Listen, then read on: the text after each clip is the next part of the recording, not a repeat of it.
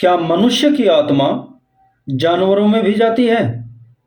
ज्येष्ठ भारत श्रेष्ठ भारत, अंधकार से प्रकाश की ओर, आओ चलें वेदों की ओर। मैं मुकेश आर्य। श्रेष्ठ भारत में आज का विषय है, क्या मनुष्य की आत्मा जानवरों में भी जाती है? तो इसका उत्तर है हाँ। जितनी भी योनियां हैं वो अपने कर्मानुसार ही प्राप्त होती है। परमात्मा प्रत्येक कर्म का फल अपनी नियत व्यवस्था के अनुसार ही देता है। समस्त योनियां अपने कर्मों के आधार पर ही शरीर प्राप्त करती है।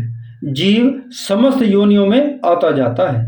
मनुष्य योनि में किए हुए कर्म ही पाप पुण्य से संबंध रखते हैं, क्योंकि मनुष्य में ही विचार शक्ति है। जब यह अपनी विचार शक्ति का दुरुपयोग करता है तो पापी बनकर अनेक योनियों में भ्रमण करता है। ईश्वर अपनी न्याय व्यवस्था के अनुसार प्रत्येक जीव को उसके सुधार के लिए ही योनियां प्रदान करता है। मनुष्य जो भी अच्छे बुरे कर्म करता है उसके संस्कार सूक्ष्म शरीर पर पड़ते हैं।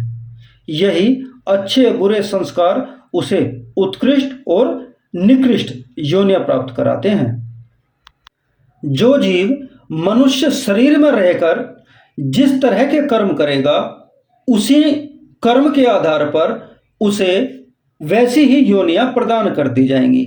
जैसे अच्छे कर्म करता है तो उसे फिर से मनुष्य की योनि दे दी जाती है, लेकिन यदि वह बुरे कर्म करता है तो उसे जानवरों, पशु पक्षी, कीड़े मकोड़े आदि योनियों में डाल दिया जाता है, ताकि वह अपने किए हुए कर्मों के आधार पर दुख और सुख भोग सके।